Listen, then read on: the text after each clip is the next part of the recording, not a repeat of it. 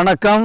வாழ்க வளமுடன், வாழ்க நலமுடன். அன்பானவர்களே, நாம் இன்றைக்கு அறிந்து கொள்ள இருப்பது ஆண்களுக்கு ஏற்படக்கூடிய விதை வீக்கம், அண்டவாதம், விரைவாதம், ஹைட்ரோசல் என்று சொல்லக்கூடிய பிரச்சனைகளை எந்தவித பக்க விளைவுகளுமே இல்லாமல் நிவாரணத்தை தரக்கூடிய நமது பாரம்பரிய தமிழ் மருத்துவ முறை அறிந்து கொள்ள இருக்கிறோம்.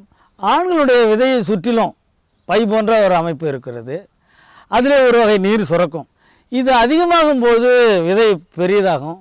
இது எதனால் வரும்னா வாயு கோளாறு காரணமாகவும், விரைப்பை அடிபடுறதாலையும், வயதாகும் போதும் ஏற்படும், ஹார்மோனுடைய மாற்றங்களாலும் ஏற்படும். இந்த விரை வீக்கத்திற்கு உள்ளுக்கு மருந்தாக எடுத்துக்கொள்ளக்கூடிய மூலிகை மருத்துவ முறையை தான் அறிந்து கொள்ள இருக்கிறோம்.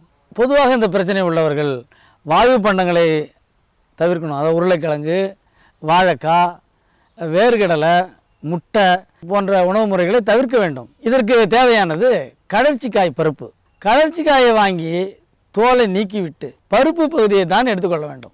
கடுக்காய் தோல், கடுக்காயை வாங்கி வந்து அதில் இருக்கிற பருப்பு பகுதியை நீக்கிவிட்டு அதனுடைய தோல் பகுதியை தான் பயன்படுத்த வேண்டும். இந்த கடற்சிக்காய், கடுக்காய் இவைகளுடைய மருத்துவ பண்பை பார்த்தோம்னா உதிரவாத கரகாரி, கேர்மினேட்டிவ், அதாவது உடலில் உள்ள வயிற்றில் உள்ள வாயுவை கண்டிக்கக்கூடிய சிறப்பு பண்பை உடையது. சுக்கு, இதன் தோலை சீவி நீக்கிவிட்டு தான் பயன்படுத்த வேண்டும், புறத்தோலை. இந்த மூன்றையும் சம அளவு எடுத்து அரைத்து தூளாக்கி வைத்துக்கொள்ள வேண்டும். அதன் பிறகு முடக்கத்தான் இலை சாறு ஒரு 10 மில்லி எடுத்துக்கொள்ள வேண்டும். ஒரு 100 மில்லி அல்லது 150 மில்லி தண்ணியை போட்டு சிறுதியாக அதை காய்ச்சிக்கிட்டே வந்து இதில் இந்த அரைச்சி வச்சு இந்த மூலிகை பொடிகளை 1 ஸ்பூன் அல்லது 1.5 ஸ்பூன் எடுத்து போட்டு தூளை போட்டு நன்கு கொதிக்க வைக்கணும். அதன் பிறகு ஒரு 2 ஸ்பூன் முடக்கத்தான் இலை சாறையும் அதில் ஊற்றணும். இது எல்லாமே சேர்ந்து கொதிக்க வச்சு ஒரு 30 மில்லி தண்ணியாக வந்ததும் அதை எடுத்து தினமும் காலையிலையும் இரவுலையும் உணவுக்கு பின்பு குடிச்சிக்கிட்டு வர வேண்டும்.